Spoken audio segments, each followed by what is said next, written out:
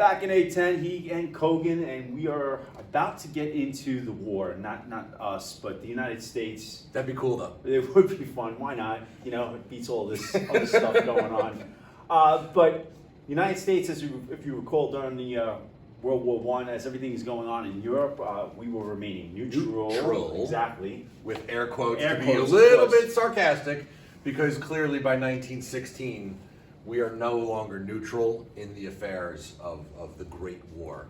And of course, you know, as we're trading with both sides, you know, you have to remember we have merchant ships that are going across the Atlantic. That's not exactly a safe area to go to. No. You're going across the Atlantic. There are countries at war, and Germany, of course, has submarines, or what I like to refer to as the ninjas of the sea, where they're like really below the surface.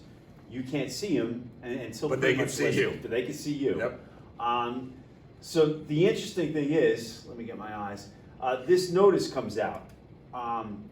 So the date, and then I guess you could say where it was located in the newspaper, are kind of two interesting things here. So notice, travelers intending to embark on the Atlantic voyage are reminded that a state of war exists between Germany and her allies, and Great Britain and her allies. That the zone of war includes the waters adjacent to the British Isles. That in accordance with the formal notice given by the Imperial German government, vessels flying the flag of Great Britain or any of her allies are liable to destruction in those waters, and that travelers sailing in the war zone on the ships of Great Britain or her allies do so at their own risk. So I always start off with this, you know, because this sometimes confuses people, is that, you know, who's the author of this? Yeah. Because this kind of throws us off, because we got the New York Times down there, we have the date, which is you know, always important. When And you're we looking also at see numbers. Washington, D.C. Right, so that can kind of throw people off. So it is. so this, the people who are actually writing this is Germany. Germany. This is the ambassador from Germany to the United States, sending formal notice from the German embassy in Washington, D.C. to the United States government, and really to the governments throughout the world.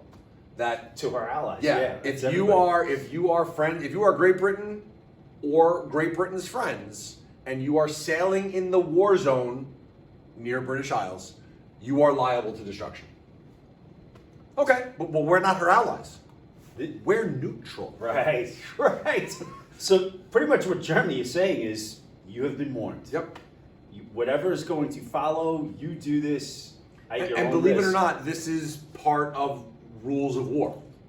That Germany is giving a formal announcement to the world that this could happen to you. You can't just go around killing people in war. Like there's like women and civilians. Right. And there's actually rules to warfare. This is one of them, giving a formal announcement. And the thing is that from Germany's standpoint, you know, to attack ships that are in that particular area, they could either be warships or supply ships. So if you're attacking warships, of course that makes sense, because they have guns. They have the big guns on these naval ships. In certain instances, they may have Marines, soldiers. They may be transporting troops.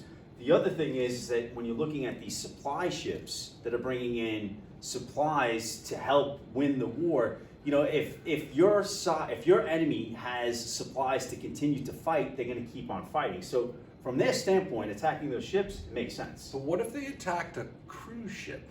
Yeah, that becomes a whole different story. Yeah, but it's flying the flag. You know, there's ways around this. Sure. You know, oh, it's a cruise ship. Right. But instead of having it full of passengers, we'll put passengers on the top deck, but maybe we'll fill up the staterooms with guns and ammunition. So it's funny you should bring up cruise ships, because again, we're going to show you the location of where this appeared in the newspaper. So that's where this is. We read it to you. We have a clearer version right here. So we're going to look at this advertisement right here.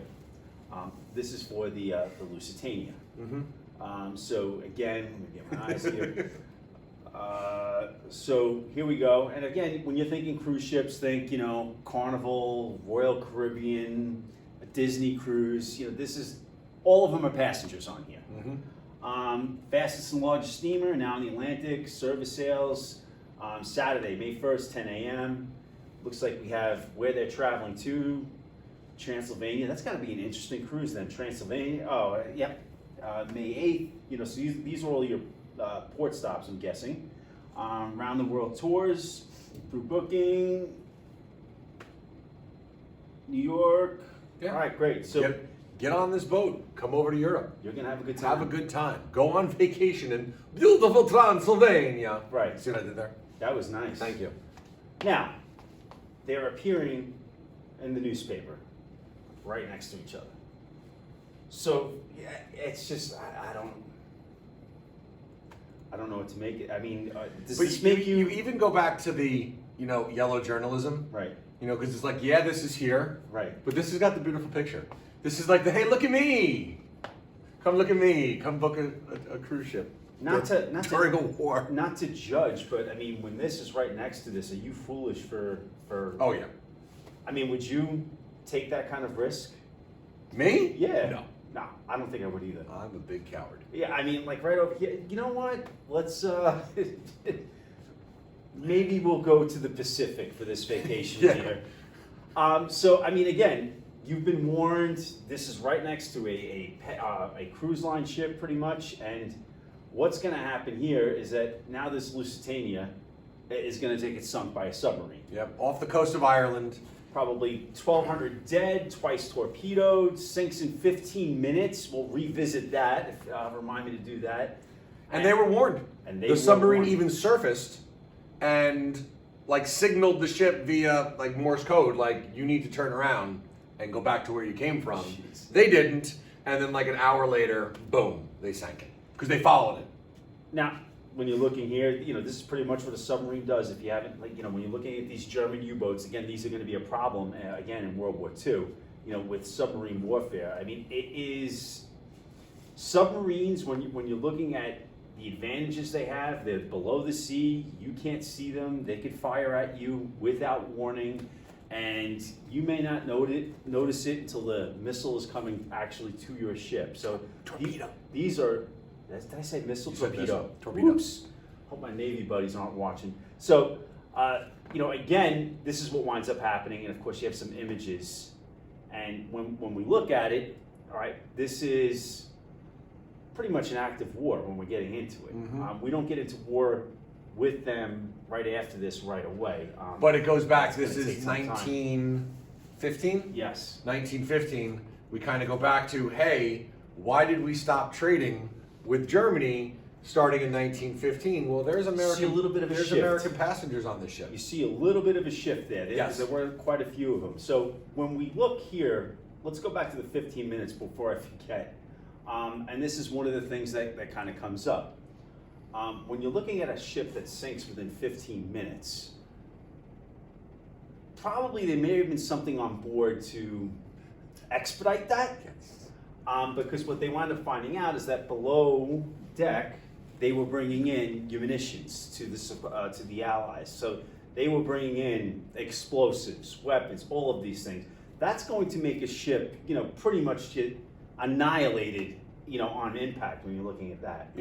But it goes back to the whole, hey, look at what the Germans did. Yeah. They sank a cruise ship with passengers, with civilians on it.